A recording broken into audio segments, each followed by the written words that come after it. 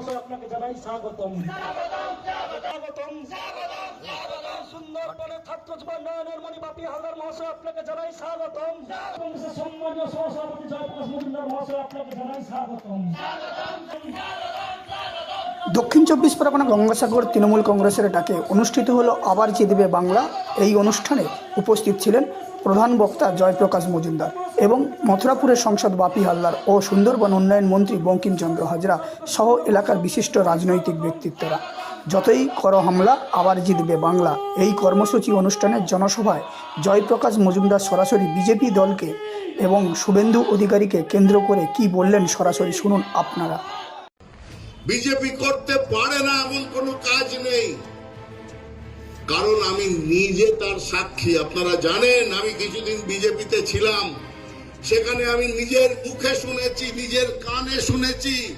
Suvendu Adhikari join করার পরে বলছেন গদ্দার অধিকারী, মির্জাফর অধিকারী যোগদানের পরে বলছেন মিটিং এ ভেতরে বসে 400-500 লাশ পড়ে যাওয়া বাংলা ক্ষমতা দখল করতে গিয়ে ওটা কোনো ব্যাপারই না। আমি বলেছিলাম কি বলছেন আপনি? দাঙ্গা বাঁধালে তো যে মরবে সে বিজেপিরও সমর্থক হতে পারে, তৃণমূলেরও সমর্থক হতে পারে, সাধারণ মানুষ, সাধারণ মা ভাই বোন তারা মারা যাবে। বললো জয়প্রকাশ বাবু ওটা কিছু নয়, ক্ষমতা দখলের জন্য 400-500 লাশ পড়ে যাওয়াটা এমন কিছু ব্যাপার নয়। যাবে যাবে, কিছু লোক মরবে, ভেবে দেখুন কতখানি নৃশংস নির্মম হলে এটা হয়। আর সেই শুভেন্দু অধিকারী নন্দীগ্রামে জেতার পরে আমি যখন জিজ্ঞেস করেছিলাম শুভেন্দু বেলা 5টা 2রা মে 2021 বেলা 5টার সময় 5:30টার সময় বিজেপি দপ্তর থেকে প্রেস কনফারেন্স করেছিল এই জয়প্রকাশ মজুমদার। কে বলেছিল করতে? অমিত শাহ ফোন করে দিল্লি থেকে যে জয়প্রকাশ বাবু আপনি প্রেস করে মমতা দিকে কনগ্রাচুলেট করুন, ধন্যবাদ দিন। বুথ মানে ভোট কেন্দ্র, আপনাদের নিজের নিজের ভোট কেন্দ্র, সেটাকে মন্দিরের মতন আগলাতে হবে, সেটাকে মসজিদের মতন করে আগলাতে হবে, নিজের সন্তানের মতন করে আগলাতে হবে। কারণ ওই ভোট মন্দির দখলের চেষ্টা করবে বিজেপি। বিজেপিদের সে তার ধারে কাছে দখল করতে দিতে দেওয়া যাবে না। আমাদের সকলের নাম থাকবে, নির্ভয়ে ভোট দিতে হবে। আর মনে রাখতে হবে বিজেপি যে এখানে হিন্দু মুসলমানের ঝগড়া বাঁধাবে, এই সাগর যে পবিত্র ভূমি আপনারা জানেন, সব ধর্মের সম্মেলন সমন্বয়, সব ধর্ম সবকিছু নিয়ে আমরা থাকি, কোনো কারুর মধ্যে ভেদাভেদ নেই।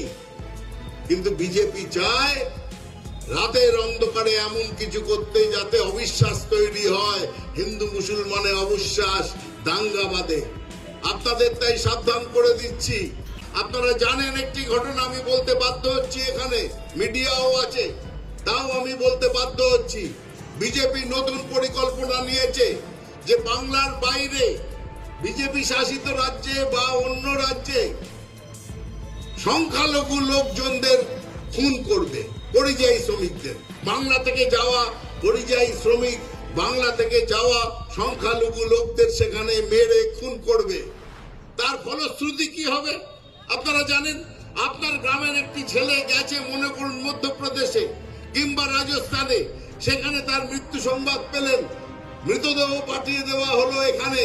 তখন মৃতদেহ দেখে ওই গ্রামের মধ্যে সকলের দুঃখ, ছেলেটা গেল, তরতাজা ছেলে, সে তার মৃতদেহ আসলো, দেখবেন 5 থেকে 2-3 জন আসলো, হয়তো চেনেন হয়তো চেনেন না, বলে ভয়ানক কথা, বাংলার মানুষকে বাইরে মারছে, চল গিয়ে ট্রেনে আগুন দিয়ে দি, চল গিয়ে রাস্তা বন্ধ করি।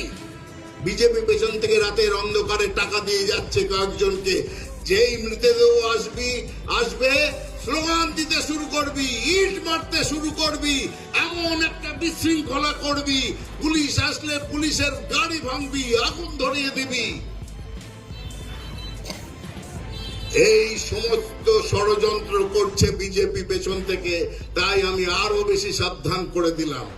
মুখে শুনেছি, নিজের কানে শুনেছি, শুভেন্দু অধিকারী জয়েন করার পরে বলছেন গদ্দার অধিকারী, মির্জাফর অধিকারী যোগদানের পরে বলছেন মিটিং এ ভেতরে বসে 400-500 লাশ পড়ে যাওয়া বাংলা ক্ষমতা দখল করতে গিয়ে ওটা কোনো ব্যাপারই না।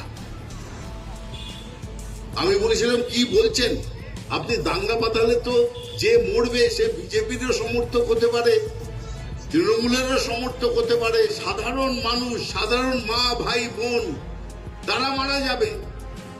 বললো জয়প্রকাশ বাবু ওটা কিছু নয়, ক্ষমতা দখলের জন্য 400-500 লাশ পড়ে যাওয়াটা এমন কিছু ব্যাপার নয়, যাবে যাবে কিছু লোক মরবে।